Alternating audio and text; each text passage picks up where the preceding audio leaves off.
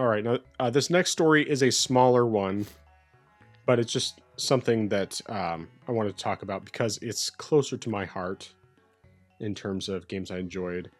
As I mentioned earlier, I was playing Snake Pass, but the reason for that was because Sumo Digital, who's the developer behind Snake Pass, as well as what else was it that they did? Sackboy Big Adventure and Team Sonic Racing.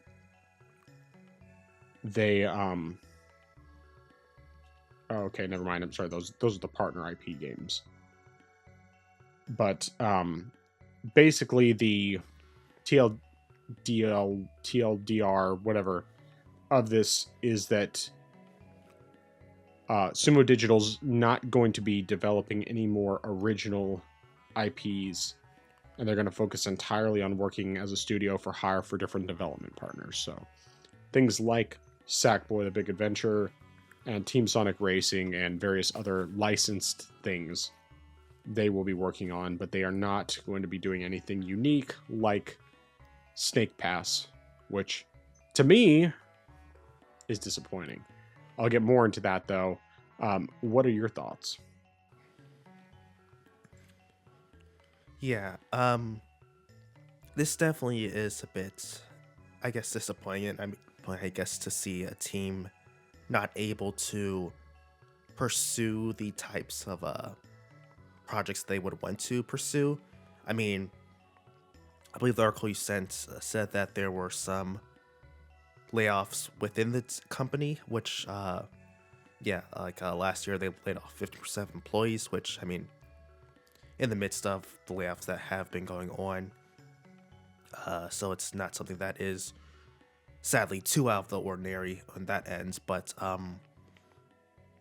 mean, they also said that they made, it was a hard decision to also, change their focus. And they said, for the sake of the long term health of the company, they wanted to shift away from making those more creative titles and focus more so on the partner games. So it is kind of sad on that end because, you won't get games that are unique because, as you said earlier we're talking about it, Snake Pass isn't, your typical run-of-the-mill game. It's something that is unique and different from what you would normally see.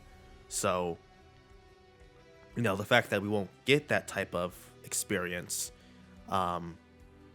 is definitely it's definitely a shame. I mean, not saying that the other games they've made aren't good or anything, but as far as something that is unique, that's probably up to debate, I would say. I mean, I have Snake Pass. I haven't played it yet. I had it originally on the Switch, but I never touched that because that was before I actually had a Switch, and I do have it on Steam, but I haven't touched that yet as well. But as you said, from what I've heard, the game is pretty good. Eventually, at some point, I'll definitely, give that a shot. But it is sad that they won't be able to make the types of games that they would necessarily want to make in light of everything that's happened. But hopefully, eventually down the road, they can get back and make something unique and different again, rather than, make a partner game because they have to just to keep the lights on. Right. Yeah, I mean, I'm disappointed about this. I mean, obviously, it's been almost 8 years since Snake Pass came out, and honestly, I hadn't really necessarily expected there would ever be a sequel because I don't think it sold great.